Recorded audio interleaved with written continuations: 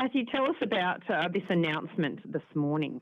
It's very exciting. The Wiradjuri Tourism Centre is one of those things that I think we'll see in Dubbo. It will really bring a lot of people to the region.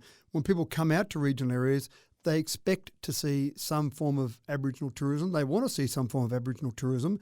And unfortunately, I don't think we've got enough offerings in that space at the moment. The Wiradjuri Tourism Centre is a very ambitious project, and I think will bring people from across the nation, in fact across the world, to see this particular part of Dubbo and this particular bit of tourism. Unfortunately, it's very expensive. Now, previously we've received $4.1 million from the state government. Today there's another $5 million, or just under $5 million, being announced by the state government to go towards this particular piece of tourism, or a piece of infrastructure, tourism infrastructure. And again, that'll allow us, without having a huge impost on the ratepayers of Dubbo, allow us to build something that I think will be absolutely remarkable. And I've seen some of the plans. We've been going through that planning process, and I think it'll be incredibly exciting once we finally get to the stage where this project is finished.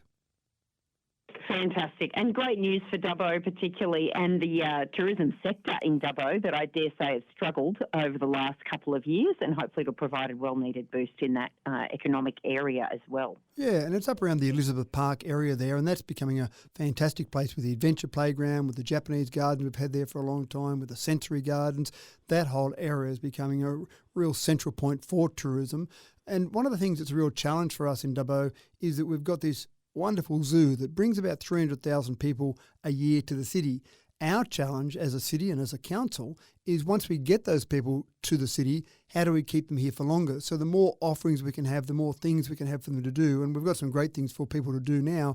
They can go and visit things like the Royal Flying Doctor visitor experience. They can go to Old Dubbo Jail. They can go down to Wellington, see the Wellington Cave, for example. So we've got lots of things for them to do. The more we can add to the offering, the more they might spend just a few more hours. Those few more hours might turn into another night. That's another night in accommodation. That's another restaurant they go to. That's some more food they might buy. So all these things keep adding to our economy, and all these little pieces can bring people here and keep them here for longer.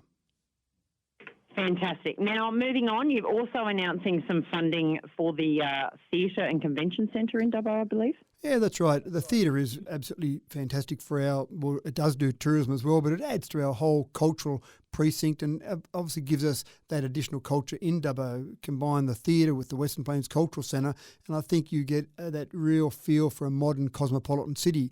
Unfortunately, the theatre is incredibly expensive to run. Just having shows there and all the work that goes on with putting those shows on, just running the theatre, still repaying the loan. We'll be repaying that loan for a number of years. But this particular announcement today is $1 million from the state government to change our lighting over to LED lighting. And you can imagine people that have been to that theatre can look around and you can see all this wonderful lighting that we've got there. All the stage lighting's fantastic, and anyone that's performed on that theatre stage says that it is world class, but all of that costs money to run. So this announcement today is to change over that lighting to LED lighting, and everyone would know the cost saving there with LED lights. LED lights can be expensive, but the running costs of those are dramatically lower. So the state government's giving us $1 million towards that. We can change those lights over to LED lights and then reduce the running costs of the theatre quite dramatically. So that's a great thing for our ongoing sustainability. Great. Thank you so much.